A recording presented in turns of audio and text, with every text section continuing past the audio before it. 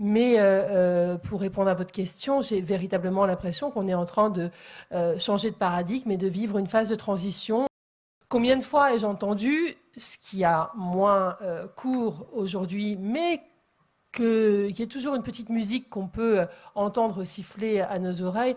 Enfin, madame, certes, c'est un mauvais mari, mais c'est sans doute un très bon père.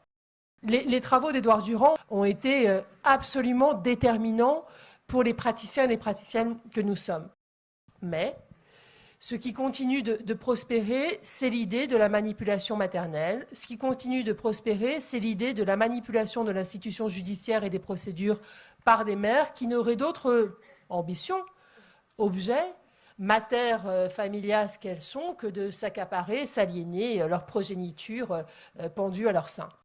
Il faut à chaque fois et systématiquement relégitimer la parole des femmes, réexpliquer pourquoi cette parole se libère de manière progressive, réexpliquer pourquoi il n'est pas tout à fait facile et évident, avant que les protocoles qui sont maintenant en place, où un enquêteur va investiguer toutes les sphères de la conjugalité violente et poser la question des violences économiques, des violences sexuelles, des violences administratives, eh bien, avant que cela existe, et même aujourd'hui, ce n'est pas tout à fait évident de dire, et au fait, quand je ne voulais pas, il me forçait, et que cette parole-là, elle prend du temps à se libérer et à venir frapper à la porte des commissariats et des prétoires. La culture de la protection n'est pas une évidence pour l'institution judiciaire et il nous a fallu collectivement, à moi, aux magistrats, aux policiers, apprendre cette culture de la protection et on y a été poussé par les faits, par le fait que les violences ne diminuent pas, les féminicides ne diminuent pas et par le pouvoir politique et législateur qui nous ont enjoint à cette culture de la protection.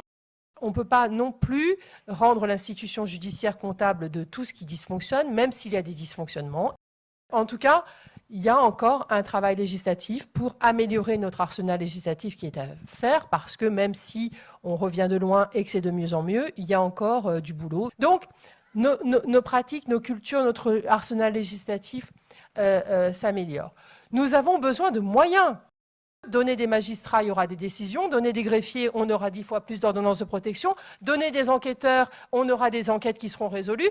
Donner de l'aide juridictionnelle, vous aurez des avocats qui se dédient à ce contentieux qui est évidemment pas rémunérateur. Donc, il faut des moyens. Et quand les associations féministes disent il nous faut 1 milliard, ce n'est pas un chiffre sorti du chapeau. C'est exactement ce dont l'Espagne s'est dotée en termes de budget, avec des résultats qu'on connaît, c'est-à-dire qu'en Espagne, le nombre de féminicides a été réduit de moitié.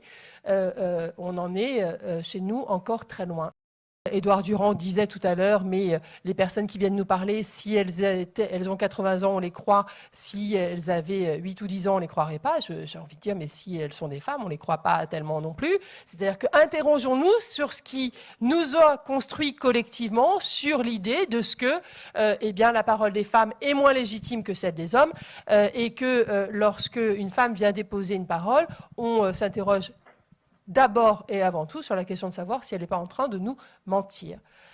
Attaquons-nous à ce modèle patriarcal, mortifère, qui nous constitue et nous organise collectivement depuis toujours ou des siècles.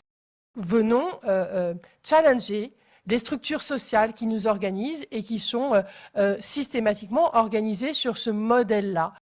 Voilà. Françoise Héritier, lorsque je l'ai lu, je n'ai pas tout compris, mais ce que j'ai compris, c'est qu'elle disait que la domination masculine et notre système patriarcal, il était éminemment culturel, que ce qui était appris pouvait être désappris, et que nous avions les moyens de faire autrement.